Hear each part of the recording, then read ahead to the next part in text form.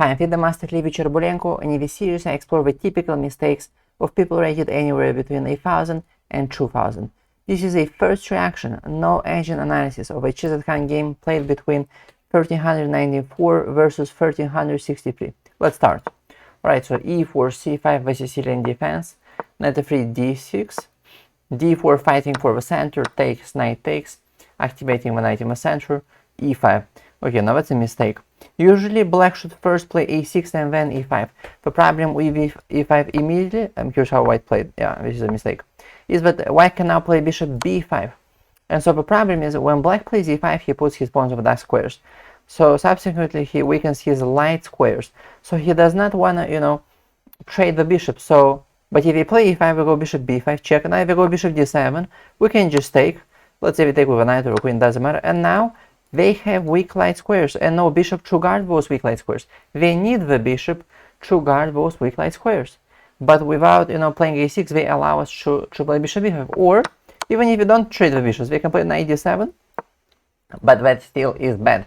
That blocks the bishop anyway, and, allows knight f6, knight f5, I mean. And now we have pressure on d6, they cannot move the knight's pinned, d6 attacked, white has here clear pressure, clear initiative, and queen a5 check doesn't work because we simply have knight c3 defending the bishop, and next knight takes d6. So that's why e5 is bad. If you're gonna weaken, the light squares, make sure that you keep this bishop, unchanged, unexchanged, and also unblocked, So that's why the correct move here is, first knight f6, putting pressure on the e4 pawn, knight c3, and then first a6 to prevent bishop b5 check, and then e5. That's why they play a6 in the Najdorf. It's called the Najdorf variation. It's not just to play b5. It's also to prevent all sorts of, knight or bishop moves through b5. It's also a prophylactical idea, not just attacking idea. So e5 mistake, yeah, knight b3, yeah, also mistake. Like I said, bishop b5 is the correct move. If knight d7, knight f5 with clear pressure, clear initiative.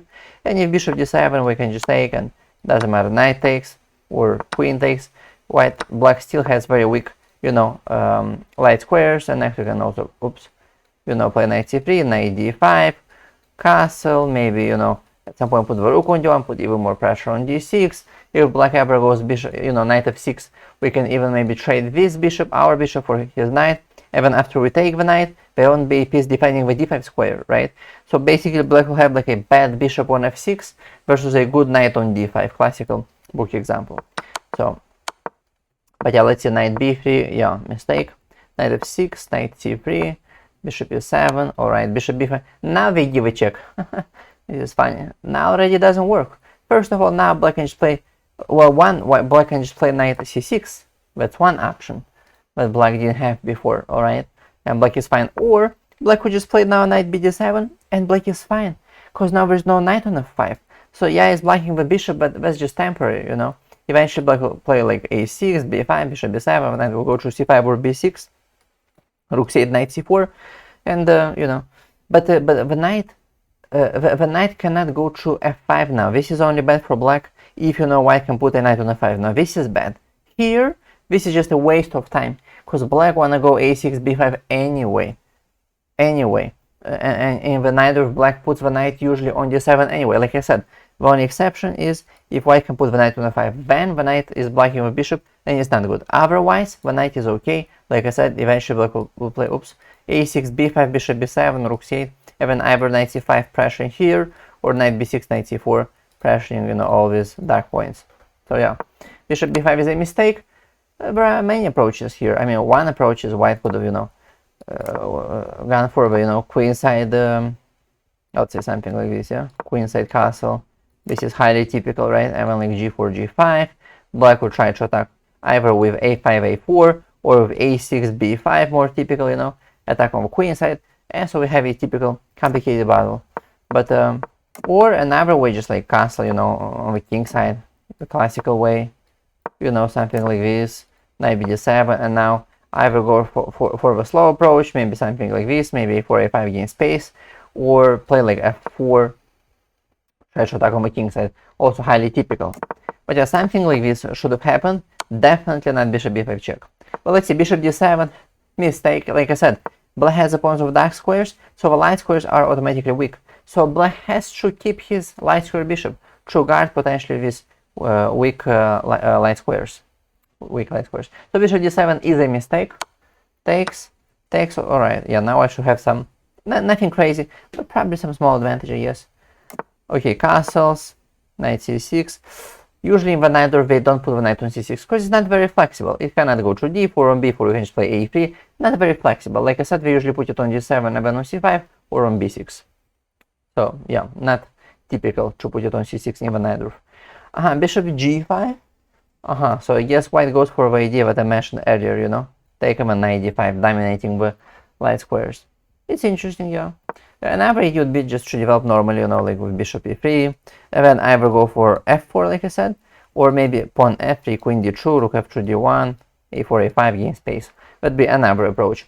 You know, it's always double-edged, this kind of move, bishop g5. On one hand, yeah, it makes sense to, you know, control the light squares. On the other hand, a bishop is a bishop, and it's pretty good to have a bishop, you know, centralized bishop that puts pressure, you know, on both diagonals, controls the dark squares, because there's also a risk in exchanging this bishop. Yeah, you might have a light squares, but then black will have the dark square bishop, and then if you weaken your dark squares, you don't have a guardian to protect those dark squares. You know, if you ever like, so let's say you give up a bishop, right? You give up a bishop, and then you eventually play f4 or f3, you'd weaken the dark squares, dark diagonals, and then you might suffer on those weak dark diagonals because you don't have a protector. So that's why it's always double-edged. It has both pluses and minuses, both approaches, to give a bishop or to exchange it. But let's see here. Yeah, this is kind of a waste of time, h6. Like, why does black think white play bishop g5? Because they want to take the knight. So I think h6 is a waste of time. Puts, you know, yet another pawn of the same color as the bishop, you know. Should have just castled. And if white want to take, at least, you know, black wouldn't waste the tempo and wouldn't have yet another pawn of the same color of a bishop. So h6 is a mistake. Takes. f3. See, this is what I said.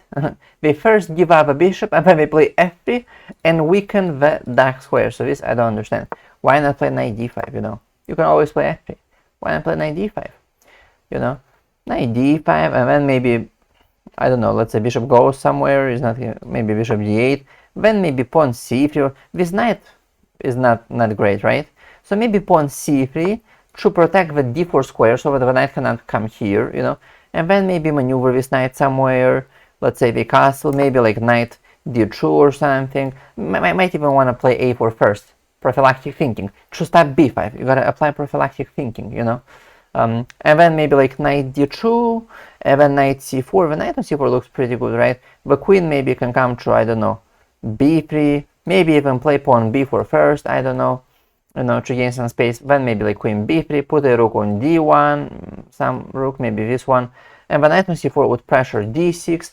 Then the knight from c4, if needed, it can go to e3, and then it can go to f5, or the d5 knight can go back to e3, and so we have a knight on c4 and a rook on d1, pressuring the d6 pawn, you know.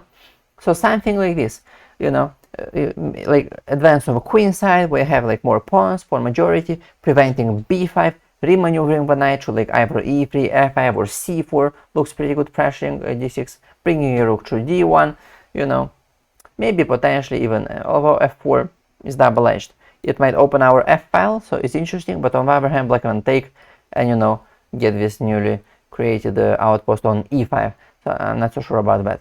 But yeah, something like this I think would have been more logical, but not f3. F3 doesn't make any sense right now. Okay, castles. What is this? No one's checking you. Why go to h1? This is being afraid of ghosts. This is like quasi prophylaxis. This is quasi prophylaxis. It's crazy. Why not again knight d5? That covers the b6 square, and plus black cannot even put any piece right now on b6. But even when they can, the knight will be guarding the b6. Again, complete waste of time. Here, and then like I said, maybe like a4 to prevent b5, c3, remaneuver the knight, bring some rook here, queen there, and pressure black. Yeah, complete waste of time. Complete waste of time. Okay, finally black, I mean white decides to play knight d5. Finally, at last.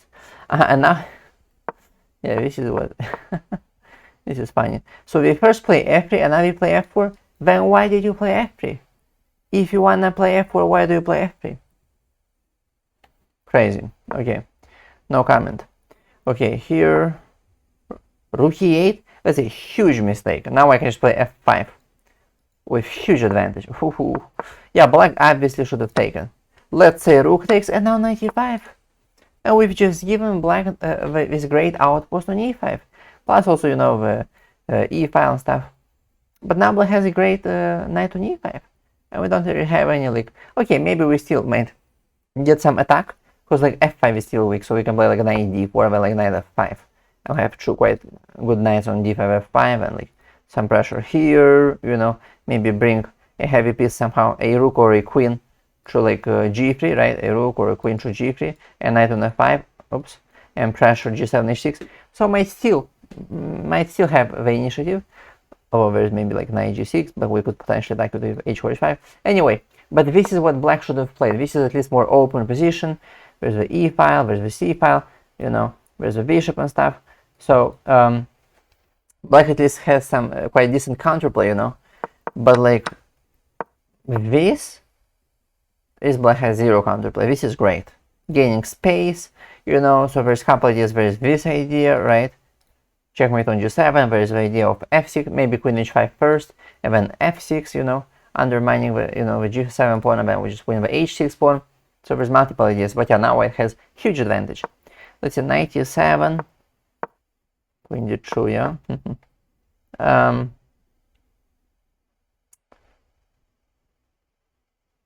just curious if this makes any sense. Takes.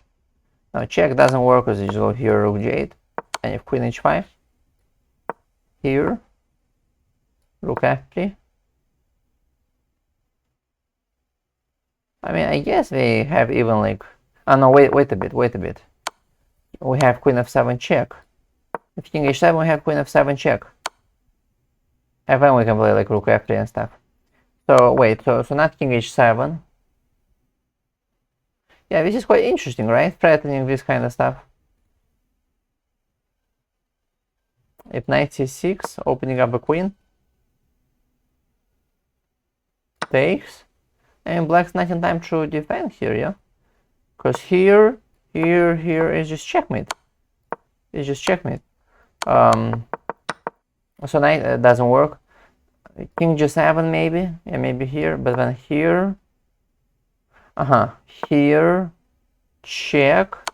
King f8. Yeah, and we run away. Okay. So yes, black is fine here. But we need to find this. Anyway, you have to always look at tactics, you know? Tactics like this.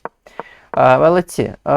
I mean, knight e3 would be actually also interesting, you know? Knight e3. Because when you attack, you want to keep your attacking potential. But right is f6, you know? If you go back here, we could play maybe, I don't know, either f6 immediately. It's quite interesting, right? f6, bishop f6, rook takes f6, sacrificing the rook, takes. And I have multiple ideas. One is we can bring the knight to f5. And now the king is quite weak. Queen g4 is a threat, you know, queen g7 checkmate. Queen h5 is a threat. h6 is very weak, you know, we can't really guard. Like if here, we just go like here. And just game over, basically, just checkmate. So it's probably completely winning, actually. Yeah, actually, I don't see defense. And otherwise, if knight king h7, just checkmate. So yeah, this looks pretty good, actually. But even if it wouldn't work, you know, queen h5, and then there's like knight g4 and f6. There's all sorts of stuff. So when you attack, you wanna keep your attacking resources, especially the knights, because the knight's very tricky.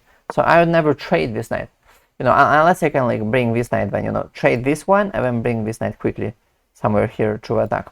But let's see, queen d2, yeah, that's a huge mistake. That's too slow. Now we allow, you know, just to take. What's the queen doing here? It's too slow. Should have played knight e3, I think. Takes. Bishop f6, yeah,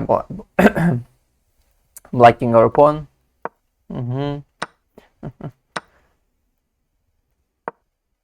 Rook e5. Threatening rook f1. Okay. Here, rook f1. Wait, so yeah, black just completely missed it, right? Completely missed it. Okay. Here. And what, black resign? Yeah, I mean, yeah. King e7, we just take, right? And if take, we just take and we're just up a rook. But I mean, I don't understand why we check. We can just go immediately here, no? Or actually maybe not. I mean, okay, take, and if take, we just take and we're up a rook. Okay, black has a check, but I mean, even this, we just go like here. Maybe it's not so simple though. So I was thinking, if takes, we just take and we're up a bishop. Maybe takes here. We're still up a bishop, should still be winning. But yeah, no, this should be stronger, of course. We just go here, here. Although, wait a bit, is it? We just give a check here, and then we take the queen. So this is not winning. They just give a check. So that's why actually my initial idea then was stronger then. Takes, check, here, say we give another check, I don't know. We go here, takes, and now we take the bishop.